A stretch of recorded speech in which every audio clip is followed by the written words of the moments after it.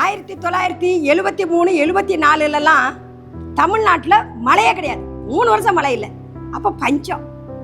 அப்போ நாங்கள் பஞ்சத்தினால எல்லாரும் அவங்கவுங்க டவுன் பக்கம் போகிறாங்க, எடுத்துட்டு பிழைக்கிறதுக்காக போகிறாங்க. அப்போ நாங்கள் திருநெல்வேலி டவுனுக்குள்ளே பிழைக்கிறதுக்காக அங்கே போனோம். எங்கள் அப்பா அம்மாலாம் அங்கே 5-6 பிள்ளைங்களெல்லாம் எங்கள் அப்பா கூட்டிகிட்டு போனார். அங்கே போயிருக்கும் போது அங்கே நான் இந்த பீடி சுற்றுற வேலையை செஞ்சேன். பீடி சுற்றுற ஒரு கட்டு பீடி சுற்றுனா 2 ரூபா கிடைக்கும். அந்த 2 ரூபா தான் ஒரு கிலோ மக்காச்சோள மாவு 2 ரூபா. அதை தான் நாங்கள் போய் சுற்றுவோம். அப்படி இருக்கும்போது நான் வீட்டில் போய் எங்கள் அக்கா ஸ்கூலில் படிக்கும் போதே கிறிஸ்தவ ஸ்கூலில் படித்தாங்க. நாங்கள் இந்து குடும்பம், ஏசுனா என்னன்னு தெரியாத ஒரு குடும்பத்தில் இருந்தோம்.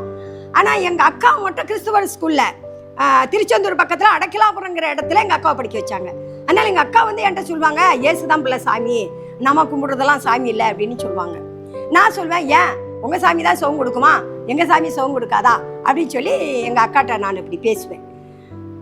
இப்படியாக எப்போ பார்த்தாலும் எங்கள் அக்காவுடைய வாக்குவாதம் பண்ணுவேன். ஏசு சாமி கிடையாது, நாங்கள் வணங்குற ராமர், லட்சுமணர், சீதை தான் சாமி அப்படின்னு சொல்லி எங்கள் அக்காட்ட வம்பு பண்ணிக்கிட்டு இருந்தேன்.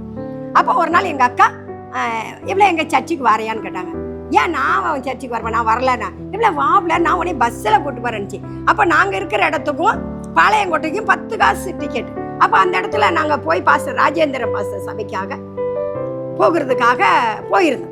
அப்போ எங்கள் அக்கா கூப்பிட்டு போனாங்க. அப்போ பாஸ்டர் ஒரு 30 விசுவாசி இருக்கும். அந்த ரயில்வே கேட்டு பக்கத்தில் ஒரு சின்ன கூரை செட்டில் அவங்க ஜெபம் நடத்தி கொண்டு இருந்தார்கள். அப்போ அங்கே போனோன்னா அந்த மக்கள் என்கிட்ட ரொம்ப அன்பு செலுத்துகிறாங்க, அன்பாக பேசினாங்க, பெற்றோர் கீழ்படியெல்லாம் சொன்னாங்க. நான் ரொம்ப சந்தோஷத்தோட வீட்டுக்கு வந்தேன். வீட்டுக்கு வந்தால் எங்கள் அப்பா அம்மா என்னை அடித்தாங்க. முதல்ல எங்கள் அம்மா தான் அடிச்சது. எங்கள் அம்மா என்ன சொல்லிச்சு, இனிமேல் அந்த இடத்துக்கு போகக்கூடாது. எங்கள் அப்பா வந்தார், இருந்து இந்த தாலியார்த்தான் கோயிலுக்கு போயிட்டு வந்துட்டா அப்படின்னு சொல்லி, இவ்வளோ நான் தாலியார்த்தான் கோயிலுக்கு போயிட்டு வந்துட்டாளான்னு எங்கள் அப்பா கொஞ்சம் திட்டிட்டு போயிட்டார். அப்புறம் நான் மறுபடியும் ஒரு நாள் பார்த்தீங்கன்னா நானாவே போயிட்டேன். சைடில் அப்படி மேலேருந்து ஏதோ இறங்கி வந்துச்சு. அப்படியே பார்க்குறேன், இயேசுநாதருடைய சிலுவையை பார்த்தேன். அவர் கைகளில் ஆணிகள் அடிக்கப்பட்டவராக ரத்தம் சிந்த சிந்த அப்படியே நிற்கிறாரு.